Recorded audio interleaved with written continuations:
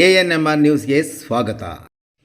ಚಿಂತಾಮಣಿಯಲ್ಲಿ engineering college ಸ್ಥಾಪನೆ, ITI ಕಟ್ಟಡಕ್ಕೆ ಶಂಕುಸ್ಥಾಪನೆ. ಉನ್ನತ ಶಿಕ್ಷಣ ಸಚಿವ ಡಾಕ್ಟರ್ MC ಸುಧಾಕರ್ ಘೋಷಣೆ.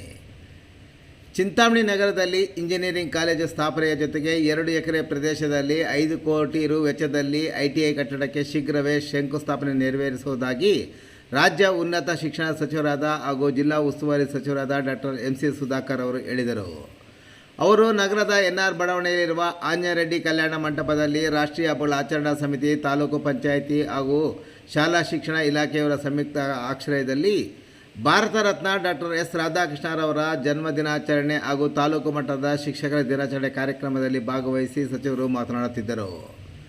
ಕಳೆದ 10 ವರ್ಷಗಳಲ್ಲಿ ನಾವು ಏನೇನು ಕೆಲಸಗಳು ಆಗಿಲ್ಲವೋ ಮುಂದಿನ 5 ವರ್ಷಗಳಲ್ಲಿ 10 ವರ್ಷಗಳ ಕೆಲಸಗಳ 2 ಪಟ್ಟು ಕೆಲಸಗಳನ್ನು ಮಾಡಲು ಪಣ ತೊಟ್ಟಿದ್ದು, ಅದನ್ನು ಒಂದೊಂದೇ ಹಂತದಲ್ಲಿ ಮಾಡಲು ಸಂಕಲ್ಪ ಮಾಡಿರುವುದಾಗಿ ಹೇಳಿದರು.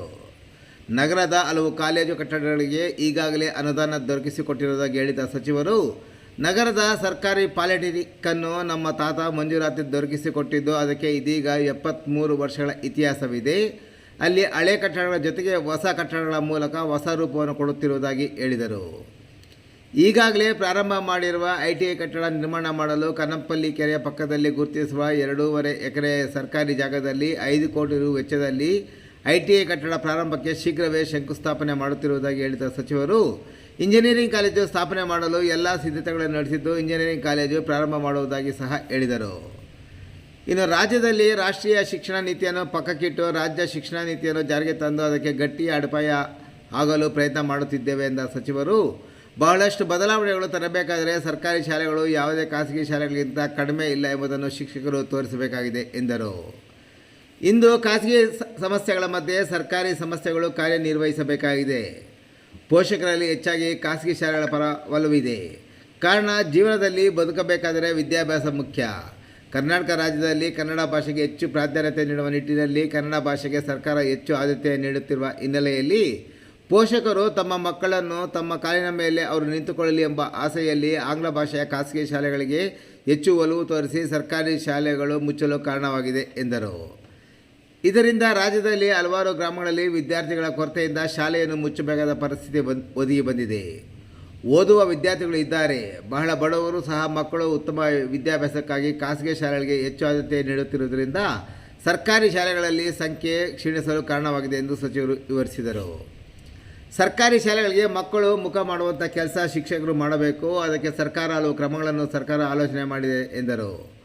ಪ್ರಾಥಮಿಕ ಮತ್ತು ಪ್ರೌಢಶಾಲಾ ಮೂಲಕ ಕ್ರಾಂತಿಕಾರಿ ಬದಲಾವಣೆಗೆ ಸಚಿವರು ತಂದಿದ್ದಾರೆ. ನನ್ನ ಇಲಾಖೆಯಾದ ಉನ್ನತ ಶಿಕ್ಷಣ ಕ್ಷೇತ್ರದಲ್ಲಿ ಬದಲಾವಣೆ ಮಾಡುತ್ತಿರುವ ಬಗ್ಗೆ ಸವಿವರವಾಗಿ ಸಚಿವರು ವಿವರಿಸಿದರು. ಇನ್ನು ಪ್ಲಾಸ್ಟಿಕ್ ಸಂಪೂರ್ಣ ನಿಷೇಧಕ್ಕೆ ಎಲ್ಲ ಕ್ರಮಗಳನ್ನು ಕೈಗೊಂಡಿರುವುದಾಗಿ ಹೇಳಿದ ಸಚಿವರು, ದೇಶ ಉಳಿಯಬೇಕಾದರೆ ಮತ್ತು ಪರಿಸರ ಉಳಿಸಲು ಮುಂದಿನ ಭವಿಷ್ಯದ ದೃಷ್ಟಿಯಿಂದ ಎಲ್ಲರೂ ಸೇರಿ ಪ್ಲಾಸ್ಟಿಕ್ ನಿಷೇಧಕ್ಕೆ ಸಂಪೂರ್ಣ ಸಹಕಾರದ ಜೊತೆಗೆ ಸಹಕಾರ ಅರಿವು ಮೂಡಿಸುವಂಥ ಕೆಲಸವನ್ನು ಶಿಕ್ಷಕರು ಮಾಡುವಂತೆ ಕೋರಿದರು.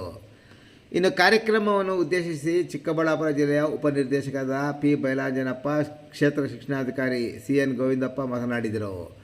ಕಾರ್ಯಕ್ರಮದಲ್ಲಿ ನಿವೃತ್ತ ಶಿಕ್ಷಕ ಮತ್ತು ಶಿಕ್ಷಕಿಯರನ್ನು ಹಾಗೂ ಉತ್ತಮ ಶಿಕ್ಷಕ ಪ್ರಶಸ್ತಿ ಪಡೆದ ರಾಜ್ಯ ಮತ್ತು ಜಿಲ್ಲಾ ಪ್ರಶಸ್ತಿ ಪಡೆದ ಶಿಕ್ಷಕರನ್ನು ಸನ್ಮಾನಿಸಿ ಗೌರವಿಸಲಾಯಿತು.